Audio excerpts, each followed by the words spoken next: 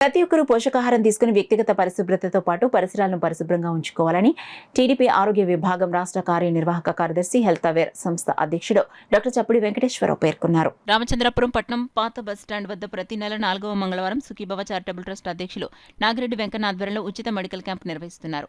దీనిలో భాగంగా వైద్య శిబిరం నిర్వహించి పేదలకు బీపీ షుగర్ పరీక్షలు నిర్వహించి ఉచితంగా మందులు అందించారు. హెల్త్ అవేర్ సంస్థ కేవీఆర్ ఫౌండేషన్ సహకరించారు.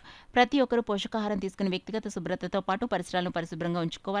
తెలుగుదేశం సీనియర్ నాయకులు పాయకరావుపేట ఎన్నికల పరిశీలకులు రాష్ట్ర ఆరోగ్య విభాగ నిర్వాహక కార్యదర్శి డాక్టర్ చప్పిడి వెంకటేశ్వరరావు ఉన్నారు. ఈ కార్యక్రమంలో డాక్టర్ కేవీవి సత్యనారాయణ, నేదునూరి శేషగిరి, వాసంశెట్టి వీర వెంకటరమణ, ఈతా ప్రసాద్, గుండుపల్లి రామకృష్ణ, నేదునూరి శ్రీనివాసరావు, నక్కా చంద్రరావు, కొయ్య బంగారుబాబు, జగ్గంపూడి కృష్ణ, యాండ్రా బుల్లబ్బులు, ధూళిపూడి ప్రభాకర్రావు, దండుబోయిన త్రిమూర్తులు, సూర్యప్రకాష్లు పాల్గొని సహాయ సహకారాలు అందించారు. అనేక రకాలు ఏదైతే వాగ్దానాలు ఇచ్చారో అన్ని వాగ్దానాలు కూడా ఖచ్చితంగా అమలు చేయడం జరిగింది. అలాగే మొన్న వరదల్లో చంద్రబాబు గారు ఎంత కష్టపడ్డారో మీ అందరూ చూశారు. అలాగే దీపావళికి రేపు గ్యాస్ ఉచితంగా ఇవ్వడం జరుగుతుంది. ఖచ్చితంగా అది దీపావళికి స్టార్ట్ చేస్తారు, అక్కడి నుంచి రెగ్యులర్ అవుతుంది. అలాగే ఇచ్చిన హామీలన్నీ కూడా నెమ్మదిగా ఉంటాయి.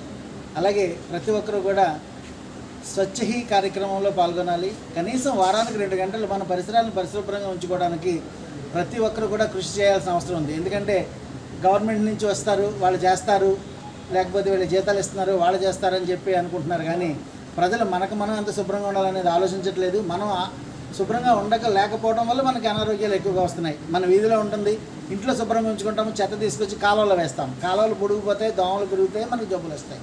ఈ విధంగా ఎక్కువ జరుగుతుంది. కాబట్టి మనం ఎంత పాత్ర వహిస్తున్నాం అనేది ప్రజలందరూ కూడా గమనించి ఈ స్వచ్ఛ కార్యక్రమంలో పాల్గొంటే స్వచ్ఛ ఆంధ్రప్రదేశ్ దిశగా మనం పయనిస్తామని చెప్పి ఈ సందర్భంగా తెలియజేస్తాం.